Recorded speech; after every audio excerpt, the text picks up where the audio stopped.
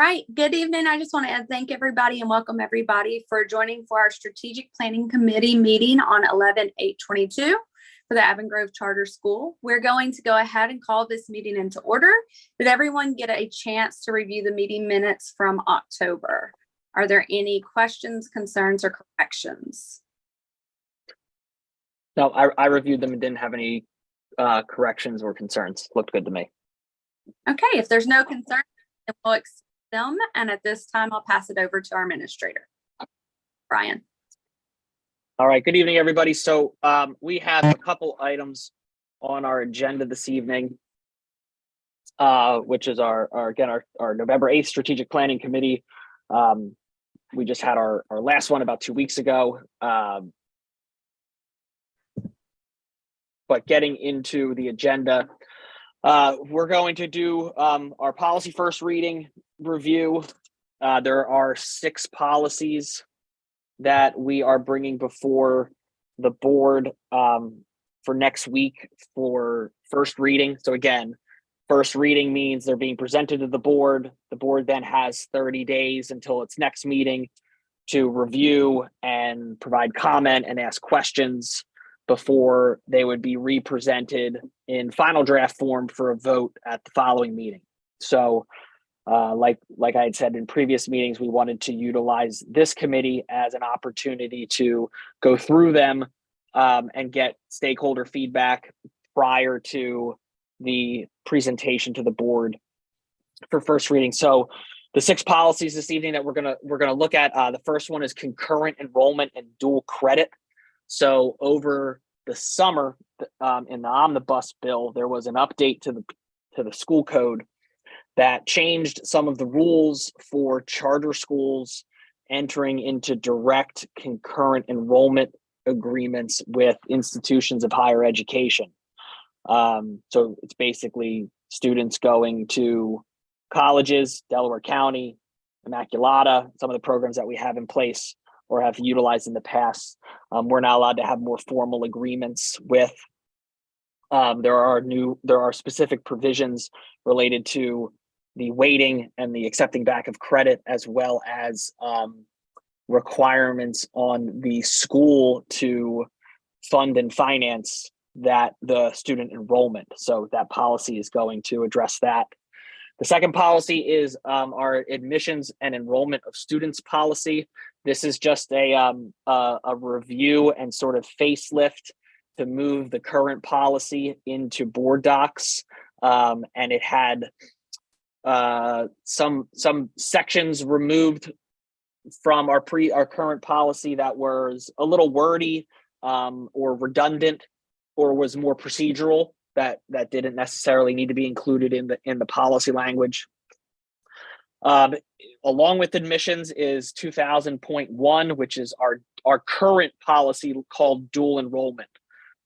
So this can get a little confusing, but this policy basically outlines that students cannot be concurrently enrolled in Avon Grove Charter School as well as another public school or private school entity.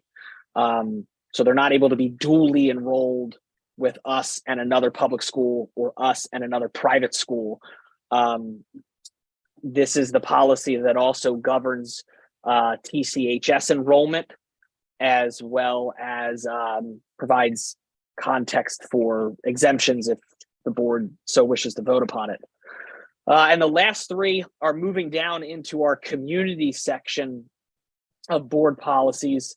They are 7001, which is the school's public relations objectives, 7003, which is public participation in board meetings. This is an update to our existing policy. There was an update made in the end of 2001 and 2022, or 2021, 2022, that is the updates included in this, and 7004, which is public attendance at charter school events.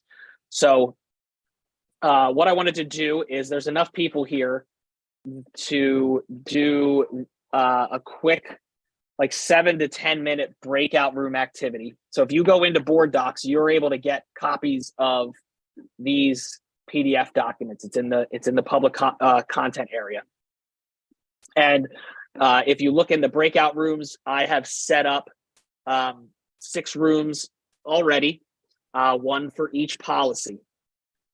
What I'd like everybody to do is we're gonna see if we can do this where everybody gets to pick a policy in which they might have a little bit of interest in. However, if you go into a room and there are 7 of you in there and nobody in another room, or only one person in another room, I ask that you try to self-select and move around to try to balance it out. If that doesn't work, I'll just manually move people around. So you might see yourself jump. So those rooms are all open. And let me make sure that you are able to move yourselves. If not, then I will do it for you, but. Brian, can you put that link in the chat, please? Yep. Thank you.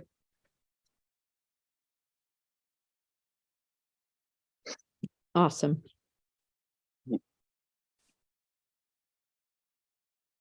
So, all right, it looks like the meeting set it up as not allowing you to assign yourself. So I'm going to quickly go through and assign you randomly to policy rooms. I will then, again, ask that if you can jump into one of the PDF documents of the room that you are in, take a couple minutes as a group and skim it, go through it, come up with sort of major points and any questions or concerns that you have. And then, like any good jigsaw activity, we will come back as a group and ask that each group sort of quickly summarize and then point out any questions or concerns that you guys came up with, and we will either answer them as a group or I will take notes and then get back to the group or make sure that the policies get updated to address those concerns. Any questions about that? Through, don't see any. All Brian, right, so public attendance at charter school events group. It's Holly. I'm sorry, say that again. Holly, you want to go to that one? Yeah. All right, I'm going to start splitting up, and then once you guys are in your rooms, feel free to get started.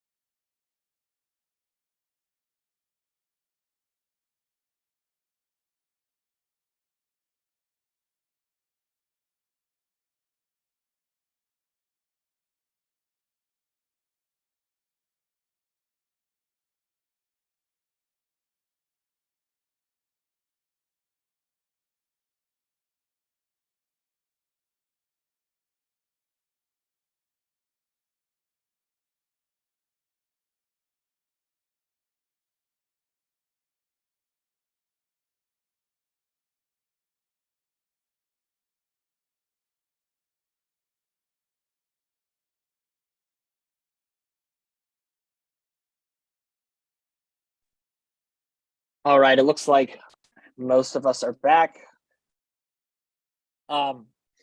So because we don't have a ton of time and didn't want everybody to go through each policy, I'm going to ask real quick if somebody from each of the groups can give sort of a cursory overview, and then if there are any questions or concerns that you would like either addressed now or noted for review by administration before the policies get presented to the board for next week, we can do that. So let's start with 1015 concurrent enrollment and dual credit. So I think I didn't see that one. I think we actually read dual enrollment. So I guess we read the wrong one. I didn't see the concurrent enrollment one on there. That's okay. Then just do, you said 2000.1. Yeah, and that's what I know we were looking at, and it really read because I was expecting it to be different. If we're correct, it was basically just saying that students are not permitted to be enrolled in another public school, but it also doesn't close the door. It just requires basically approval. Yep. So, and again, I think, yep, and I think that this one is the important one that in the past has been brought up related to TCHS enrollment. So TCHS is considered a public school through the IU, and this policy is the one that governs students not being able to dually enroll at TCHS unless it's per a valid NOREP within special education. So that's where this provision sort of sits. Any other questions, concerns? Again, this was just sort of moving our current policy over to board docs and indexing it correctly. All right, how about admissions and enrollment? I think Charity and Caitlin were in that group. Yes. I think overall, there was a note and a question. So on page 4, it's part of 5B, it's in bold. We were just wondering if there was a specific reason why it was in bold. I won't go in and look. Some of the bolded text are indicate policy updates from the previous policy revision. But let me see exactly what you're talking about, and then hopefully I can answer it. That's what Charity had Go ahead. said. So, I don't know, Bonnie, did you want clarification on that piece or? It said page 4. Yeah, no, I don't. Okay. Yeah, so the provision on page 4 related to being convicted or adjudicated of sexual assault and their schooling options was an update that was added when Title IX updates occurred. So that was just something that basically said the policy, the board doc template policy, when it gets an update, they sort of make a carbon copy and then put in new bolded text that indicates this is the new stuff. That makes sense. And then at the bottom of page 4 is the header for homeless students, but then the part of the policy prints on the other side. It's more of a formatting thing, but it was worth noting. And that was all that we had. I don't know if any of my other team members wanted to add.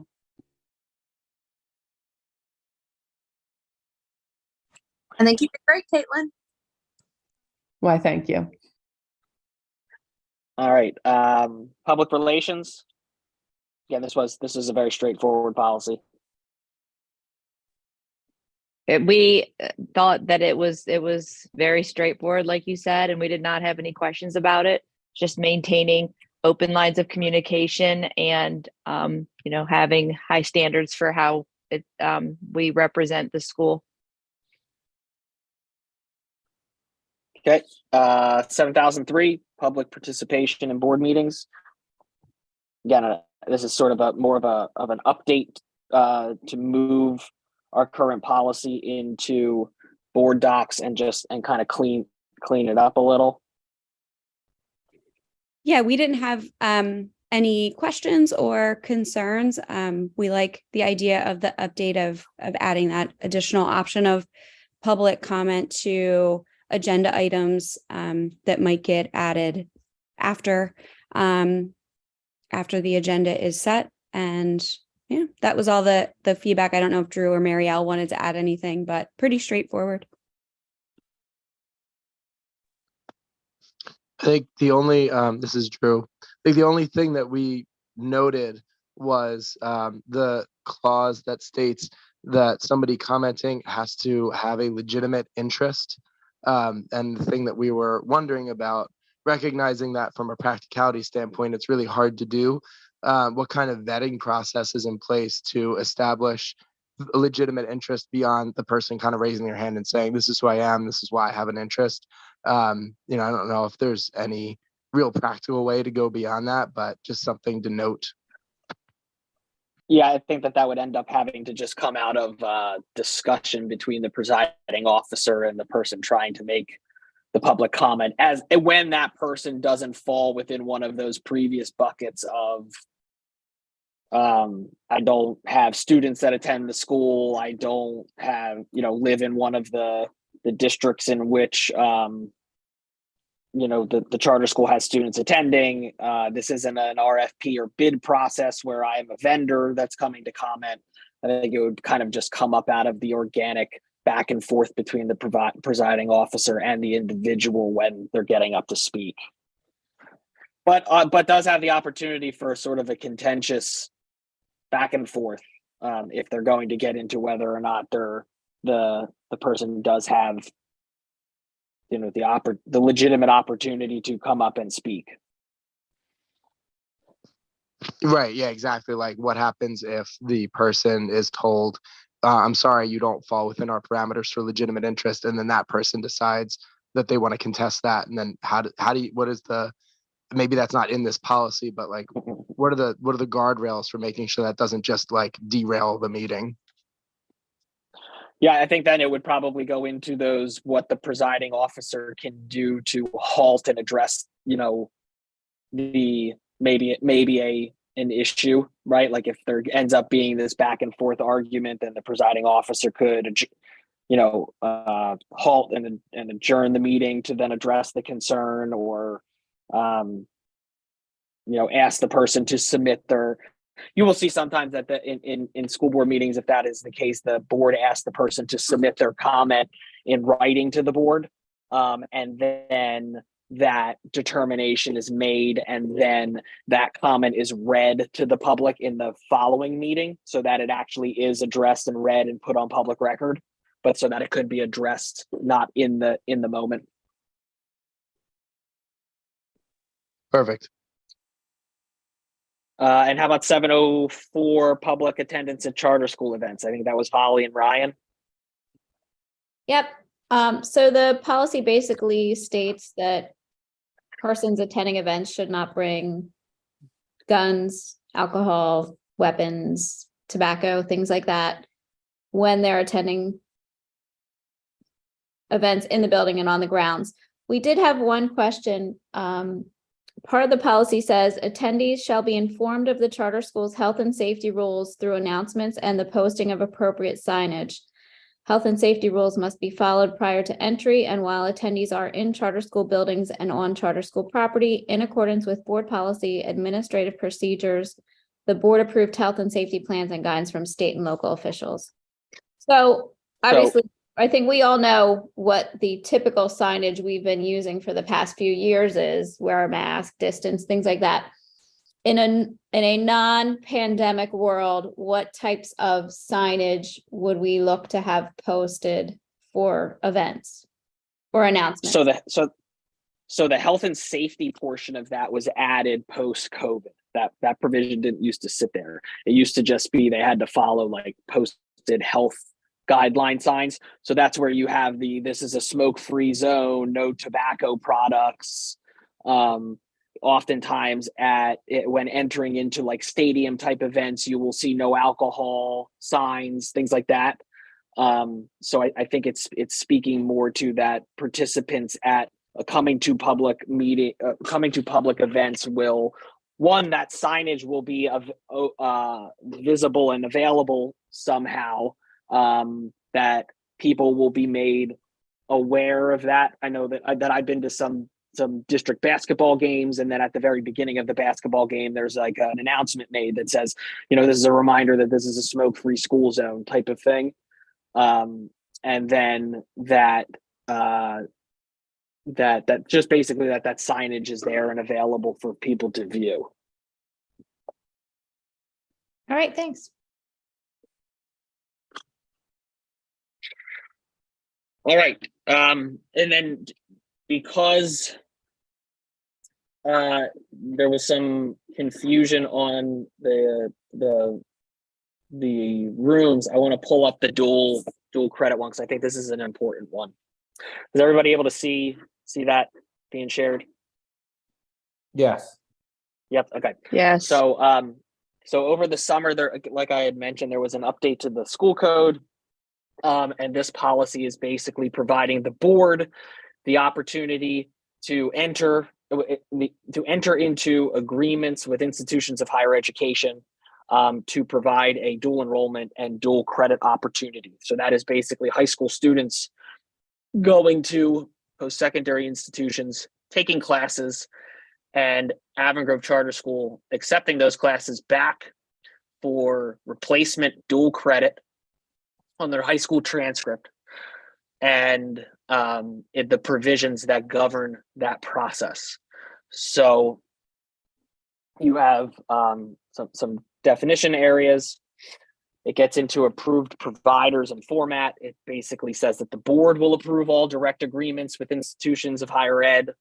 And then only institutions approved by the board will be considered as part of the school's dual credit program. So a student cannot necessarily just go rogue and take a class at any IHE that program or that opportunity or that specific student enrollment scenario would need to go before the board for approval. So it's not saying that a student can't take a class at, university of wherever and have that come back as a dual credit opportunity. It's just that proposal would need to be brought before the board and approved before that student's enrollment basically would be sort of accepted by the school. And it also says that the format and delivery of courses can be in person or online. It doesn't have to be an in-person class. There's also specific eligibility for participation. Students would be in 10th through 12th grade and then continues to make satisfactory progress within the current grade level.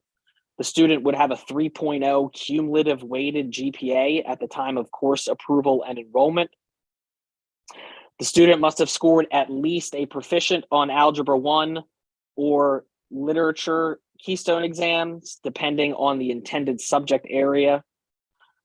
The student must have a minimum PSAT, SAT verbal score of 500 or math score of 530, depending on the intended subject area. That students may substitute a minimum ACT reading score of 18 or math score of 20 for the PSAT, SAT requirement. That they must meet any specific entrance exam requirements or supplemental requirements set by the institution of higher education. They must have parental permission to enroll, and they must have successfully completed an internal application process. Again, that's not necessarily part of the policy, that's more procedural, and have been approved by the chief executive officer or designee. Then it goes into the enrollment and application process, basically that students must meet all eligibility requirements outlined above. They must meet with their school counselor to discuss the school's dual credit and dual enrollment program and review potential course interests and offerings. They'll complete the internal application and obtain all necessary signatures for approval. And then after being approved, they must complete the application process specific to the institution of higher ed. So our application comes first, our approval comes first, then they would go through the enrollment process with the IHE, not the other way around. The next section is related to tuition and fees. So we would, it states that, and this is in line with the school code language now, that we would assume all costs associated with the dual credit, dual enrollment course approved by the CEO or designee, and the costs may include, but are not limited to, tuition, fees, and books. Students are required to provide their own transportation for any course being taken through an institution of higher ed, so that we wouldn't provide transportation. And then if a student withdraws from a post-secondary course after the charter school has already been invoiced for their enrollment, and then the student will be responsible for reimbursing the school all associated costs and fees. So that's basically your add drop provision. So if a kid enrolls, we pay for it, and then the student drops out, and the student's responsible for reimbursing the school, because we would not be then accepting that credit back, and that student would end up having to be enrolled in the credits during their normal school day. And then the final section is the units of credit. So this also is a specific requirement from the school code. And it basically says that credits that are being awarded by post-secondary institutions and accepted back as dual credit scenarios will be weighted at the advanced placement program, or IB level weight system. So in our particular case, it would be that those courses are added to students' transcripts and weighted at the AP weight level of 5.5 quality points. And that's really everything. And that the CEO or designee will design and implement a specific uniform manner in which post-secondary courses will be transposed on students' transcripts. So we will have a specific sort of naming convention so that things are consistent, and that a dual enrollment or post-secondary classes are clear. There's a clear delineation in the wording and the naming between classes taken at Avon Charter and classes taken at a post-secondary institution. Any questions about this one? This one's new.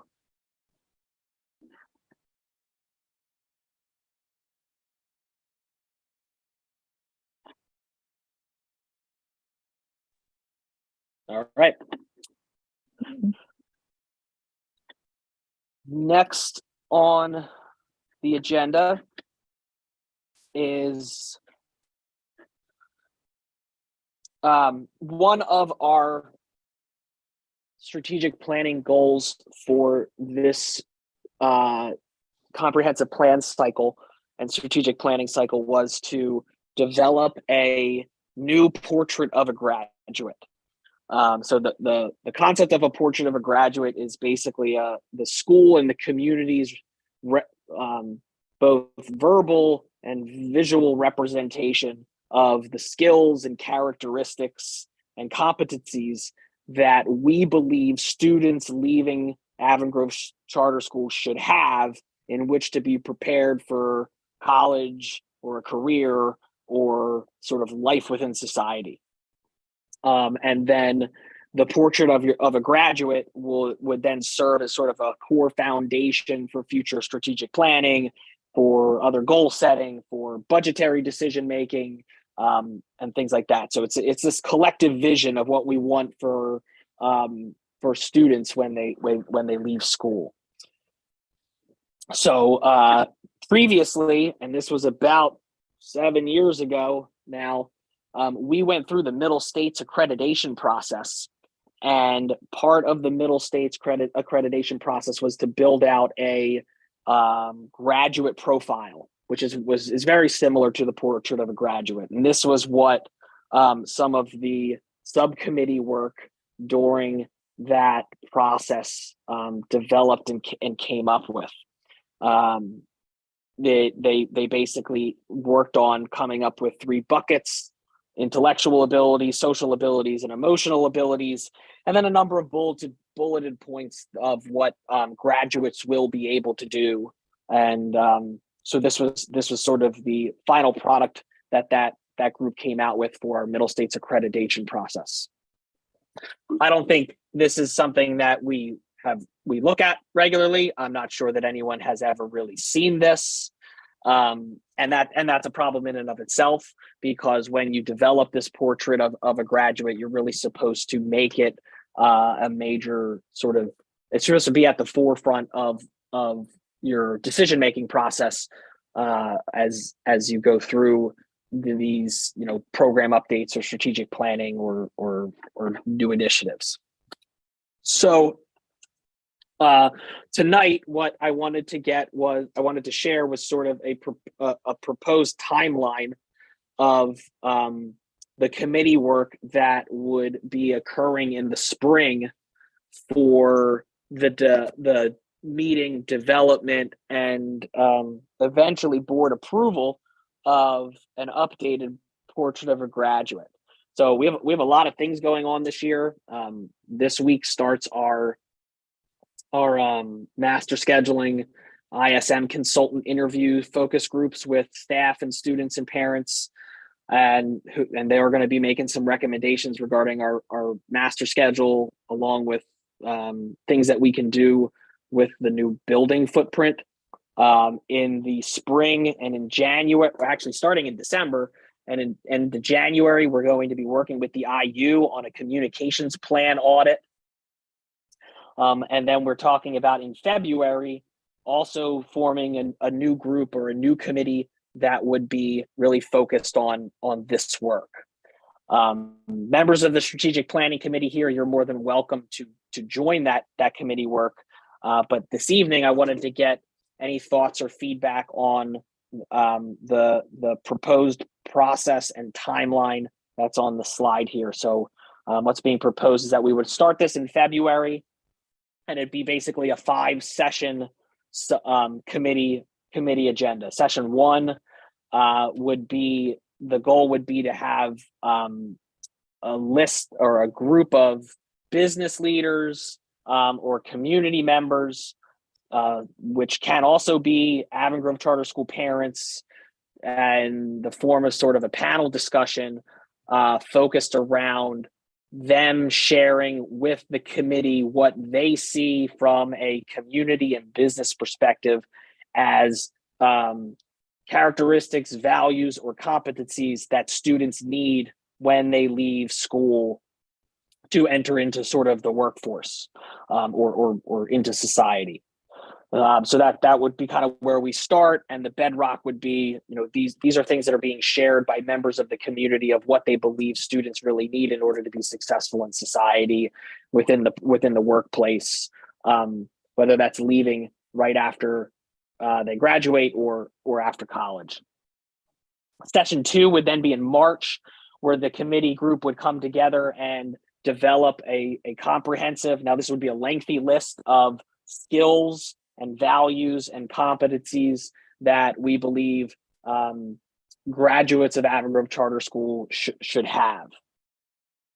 The following session, which would also be in March, would be the committee group coming back together, narrowing down that lengthy list that was developed at the previous session, and then working within sort of breakout groups within the committee to start to design to start to come up with like design prototypes. So how do we take now what we have narrowed down and make a visual representation prototype that communicates what we wish for our portrait of a graduate. Session 4 would be in April, where the committee would come back and revisit and refine that list of values, skills, and competencies, and develop a final draft prototype of the school's visual representation. And then session 5, which would also be in April, maybe in May, would be convening to review a final draft, like a polished final draft example of the portrait of a graduate, provide feedback, and then the subcommittees working on providing more descriptive narratives related to the final list of the core competencies and values. So like if you had one of the values that the committee agreed upon and made sort of the final list was like stewardship, the subcommittees would work on providing a narrative description of what stewardship really means.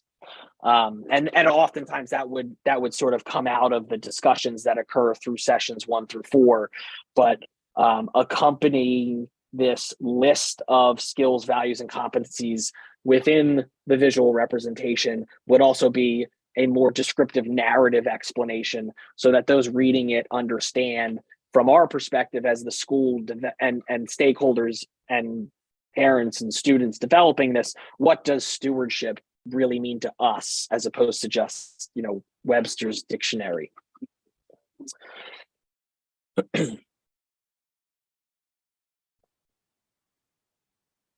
Yep. So going back, I see some of the things in the chat about recent graduates and entering the workforce. Like that first session is going to be sort of me casting a net and trying to get different people to come in and provide that perspective of like what's really needed. And recent graduates can serve on this committee. It'll be an open registration opportunity that'll be posted to our website and social media, as well as sent out to all of our parents. So the goal is to get a diverse group of people coming together to design this. As a charter school and not necessarily the district school within a particular area, sometimes getting members from outside of our specific community, i.e. parents, is difficult. But wanted to try from really probably right before the holidays through the end of January to be sending out that information and casting that net, especially for that first session. So that's sort of the proposed timeline and progression of work that would occur through the spring and these 5 sessions, with sort of the final session culminating in a final product that then would be ideally presented to the board in May or in the June annual meeting for approval, and then be published for the following school year. So any questions, feedback about the process, things that you think should also be included that I can make sure are addressed before moving forward and developing a more comprehensive action plan that fleshes this out a little bit more.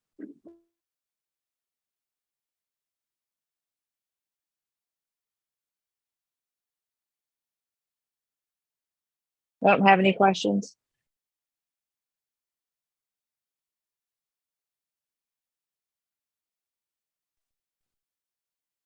Great.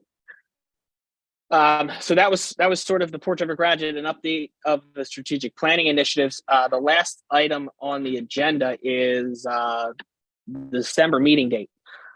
So the board and the committee of the whole moved the December board meeting to the same night as our scheduled strategic planning committee. So the board meeting in December is now scheduled for December 13th, as is our strategic planning committee meeting. One of the things that when we try to schedule the strategic planning committee is that it happens prior to the board meeting, but that isn't always possible. So wanted to look at the calendar and see if we can now start to work at rescheduling that December strategic planning committee meeting for a different date so that it's not in conflict with the board meeting. So I think Charity, that's more comes down to you and Blaze and Jason regarding your availability, because in order to hold these meetings, we really need a board representative. Right. As far as I know that the date being the conflict is the issue. Would it be able to move it back 1 week to like December the 6th?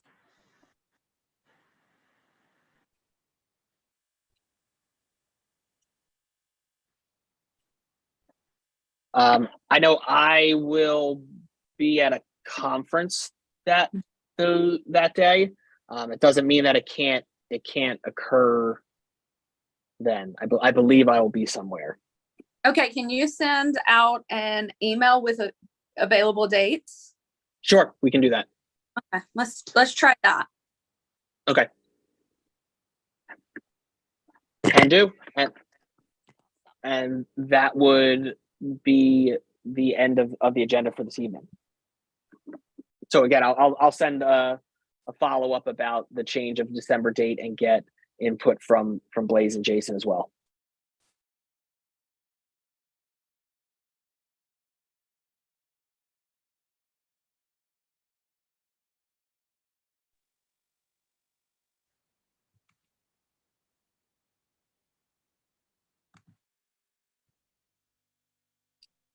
So if there's no other or questions or concerns about anything, Charity, I think you would motion to adjourn, and then we would be all set.